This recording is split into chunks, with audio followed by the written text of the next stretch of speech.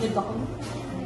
Habang nakikipag-break siya, nakikita ko yung kasama ko sa nanginginig ako, hindi ko sinasabi ko naman nag-break na kami.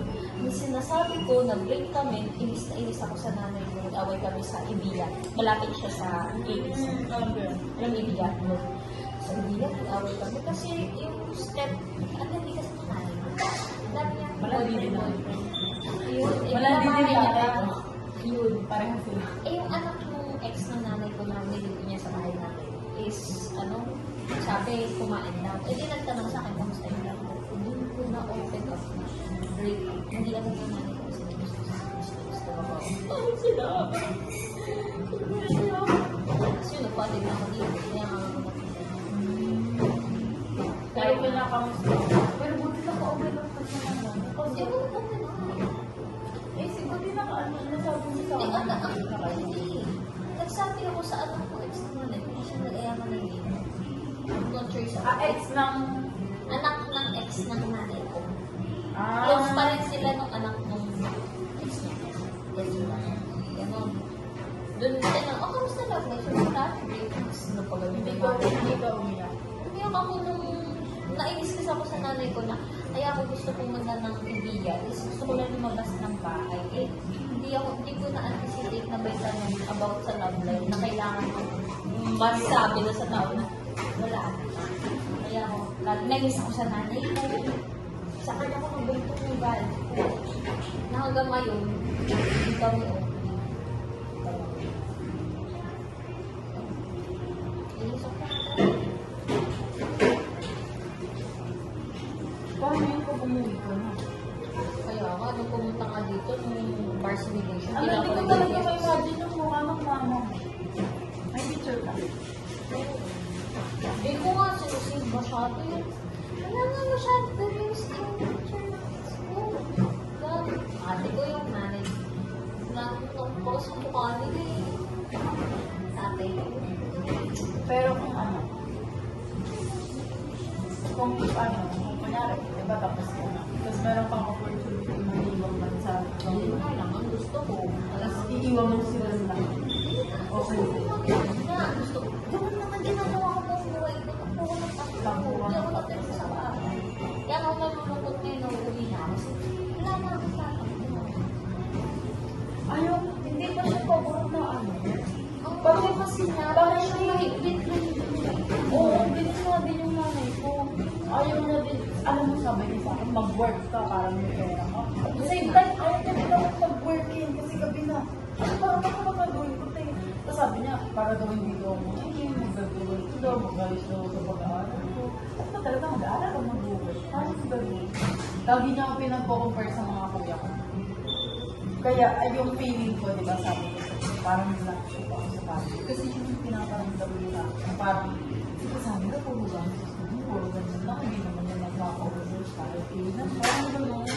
Tapos, sabi niya pa sa akin, nung dinala ko sa bahay, nakanto ko na ba sila?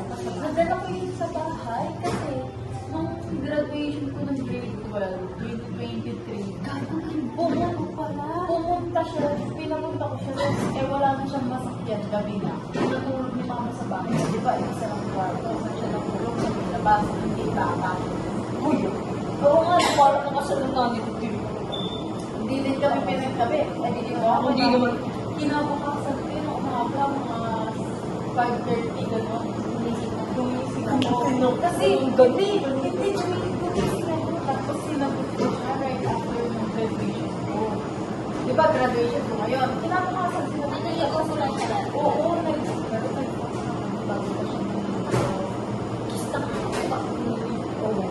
Parang, ayun, tapos, di nag-ano na kami, sinagot ko siya, sinagot na rin, tapos parang hindi pa siya makapagpala, tapos nandiyakan kami.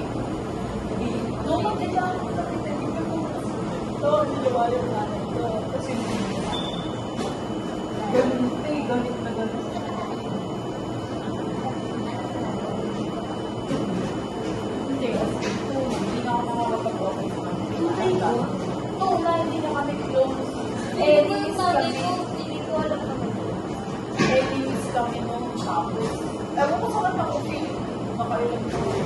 Yun, after nung galit na galit siya, di mga alas 8 8, umalis agad sila. Kasi pinaayos ko, baka madami. Tapos mura na siya ng mura sa bahay. Ito mo ka, ako ka na lang. Baka magdami ko parang hindi ayaw mo, hindi ka naman magkakamilis na. Ganun yan. Hindi na magaling yung nanay ko. Parang, hindi, like, hindi na, Salita. parang nagulat kasi siya sa mga. Parang hindi siya yung pasok sa standard. Standard niya sa akin. Now I see. Hindi, nagusto niya para sa akin yung po, yung mayaman. Nakita ko kung bakit siya na-fail dun sa Korea. Kasi you're trying to please your mom with her standards. Kasi kahit ano gawin mo, you're still trying to please your parents kahit ano gawin. Kaya mo nagawa yun. Kasi it is still sa'yo. Uy, nagagets mo ako. Yun. Kaya, develop mo sa sarili mo. Hindi, yun yung initin kasi, it's makita ko. Kasi yung ate Ayaw mo, ako. yung ate mo, hindi mo masama ako tao. Pero ex nila kabalik na dito. Asa na siya makikisa ko yung ate. Sabi, ano ba her mind? Hindi na try niya kami i-please ni mami. Katulad siya ng pogi. Mag-iitin siya. Kasi lang siya kapag, kasi he's trying to please us. Kasi standard natin na, ano ganito? So, yun, hindi ko kaya. Parang hindi ko na mapanggap. Parang, yun parang siya, pero hindi kasi siya tumatakot ako pumuntang kalabas talaga yung para sa kanya. Tapos overnight pa ako, parang ilang beses sa kanila. Tapos ka pa lang nakakaalam, yung iba, alam, hindi ako kumihin ng pera eh. Mamatay na ako. Nagigit ko lang sa baon ko, yung baon ko dati, 1K na a week. Tapos yung kuya ko, parang 2,500 a week siya. Hindi na nag-display. Tapos ako parang, even 500 pa binibigay sa akin. Kasi wala na ko. Ganyan ko yung mabayad. Bored na kasi. Hindi na mapapayagan eh. Kaya nga yung ginagawa ko takas, yung ginagawa ko takas, yung sa ano niya. Kaya nga, sabi ko na Manila. ayaw nga niya. Sabi ko, ano yung sabi ko, ko makalilit sa Batangas. Parang kumakapat siya ng para maging malala. Kailangan ng talawin. Kaya nga, Ika naman sa dulo siya, mag-OTT ka sa BCC, sa Pagpapino. Bilang sa lipa. alam mo talaga sa ano, parang hindi ko sensya ko rin talaga. Kasi ko na siya, nagkakal ko na siya. Kasi dahil meron akong kapag-gets mo, ano mo, till this day, lahat ng mga hobbies and ano nung ex niya na yun, he's trying to, like yung, ang unang ex niya pa yun, yung nag-gift, ganyan. Parang na-adapt yun na yung hobbies na hindi ko makakita pa yun. Pero nag-guilty na lang siya. Kasi, in-incident siya, attention. Pero kung maaaring na,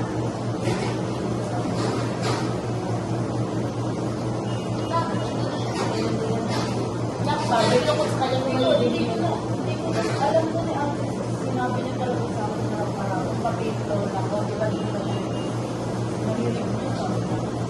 Ako sa akin naman, ganito talaga sinulat dito sa akin, hindi ko na ano, paano daw. Tapos nakikita ko pa kayo